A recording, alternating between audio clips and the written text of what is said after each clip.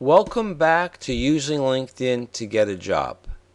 Today we're going to be focusing on building a network. And as I indicated previously, there are two options. You can accept invitations from the world, or you can be very particular. There's no right or wrong answer, but just remember, if you refuse an invitation from someone, you're not just rejecting them, you're rejecting everyone that they know. Their first-degree connections, their second-degree connections, their third-degree connections. So you may be shutting some doors by rejecting someone. To expand your network is very simple.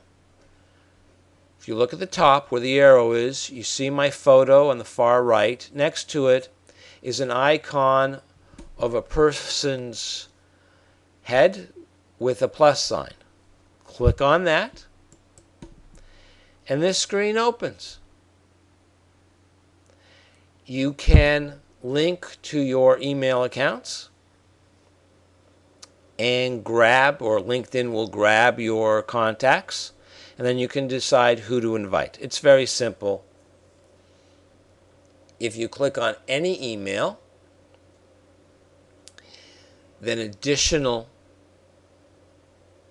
email platforms come up. But if you look at the bottom, you'll see more ways to connect. Upload a file or add by individual email. So to upload a file, you would simply click on Browse, find the file, and you'll see this in a moment, which is usually an Excel spreadsheet. It should just have email addresses, nothing else. You upload it, and it's very simple to walk you through it. You just click Add to Network, and invitations will be sent. And one of the beauties of LinkedIn is they will not send an invitation twice to the same person. So if you've forgotten, if you sent someone an invitation, don't worry about it. They're not going to get two from you.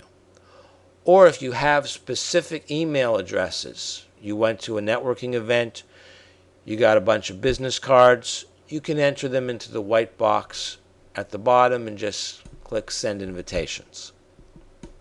And it's a standard form invitation. I'd like to add you to my professional network on LinkedIn, which is usually good enough. There is, however, a great site called TopLinked.com. Costs nothing to join. It's one of the groups in LinkedIn. They also have their own website. If you join that group every week, you will get a link to this page.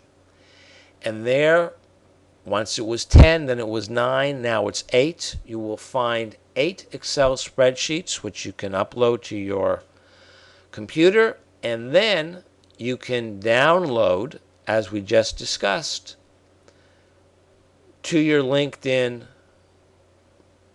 account, and then you can automatically send out invitations to everyone who's listed, and all of those individuals have agreed to join LinkedIn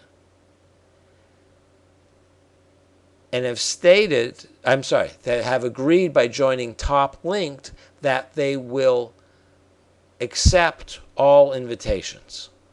That's important because if you send out invitations to strangers, they can respond by rejecting you and not doing anything else, or they can respond by rejecting you and stating that they don't know you or that it's spam. And when LinkedIn receives those responses, if there are too many, and no one knows how many is too many, but if the percentage of rejects, or what's called IDK, I don't know, is too high, they will freeze your account and you will only be able to send invitations to people whose email addresses you have. And I'll show you why that's important in a moment. But here you have TopLink. You upload each one of those files except for the last has 200 email addresses. Theoretically, you're not going to get accepted by everyone. But theoretically, within a few days, you're going to have at least 500, if not significantly more, new first-degree connections. Now, that's only the first time because the lists don't change that much. On average, I get about 100 invitations a week to join people's networks. Sometimes it's a lot more, sometimes it's less. Something else you can do to expand your network is to look for a specific individual. I decided to put in John Doe just to see what came up, and there actually is one legitimate John Doe.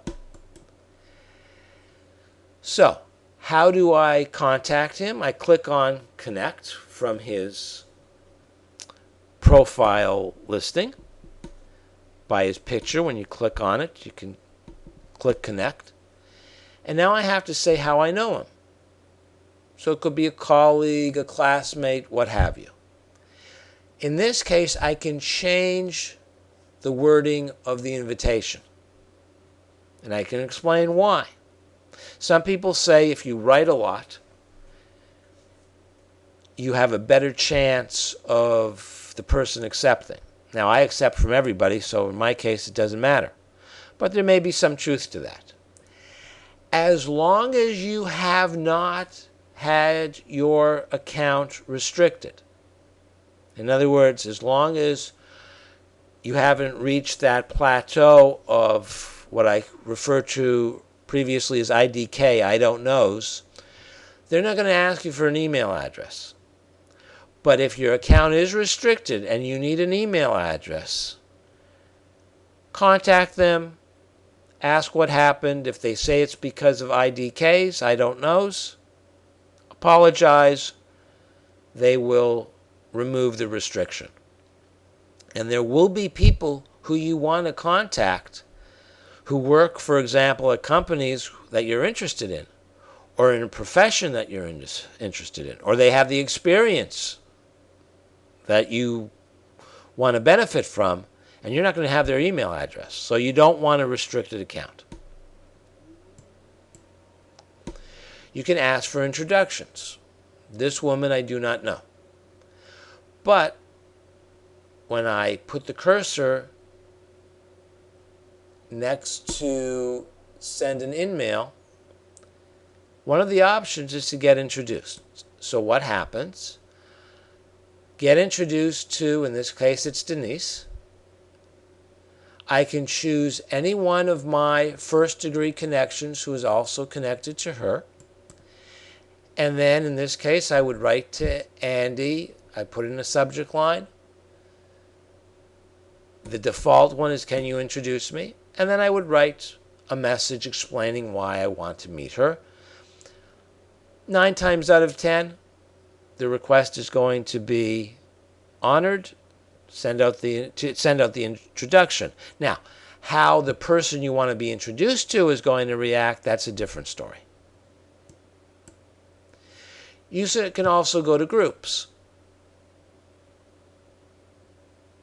to expand your network, because when people join a group, they have the option to allow group members, even if they're not first-degree connections, to send them messages. So if they've allowed that, you would click on Members. You would see the person's photo, their professional title, where they're located. You put the cursor on that section. That's why it's highlighted in blue by the blue arrow. Then it's send a message, get connected, get introduced, as the case may be. It's a great way to meet people. Don't just join groups in your specific profession. Join groups with shared interests. Let's just say you're a stamp collector and you're an accountant. So yeah, join all the accounting groups, but also join a couple groups for stamp collectors, because you never know who you're going to meet. All of a sudden, you meet a fellow stamp collector who's working for a company that needs an accountant. Stranger things have happened. So use LinkedIn professionally at all times, but you can also socialize and meet people to build your personal network of friends. I hope this has been of assistance to you. Growing your network is the only way to get the best bang for your buck out of LinkedIn. As always, if you have any questions, feel free to contact me. And please, watch all 6 sessions so you'll have a full and complete picture of how to utilize LinkedIn to conduct an effective job search. Thank you.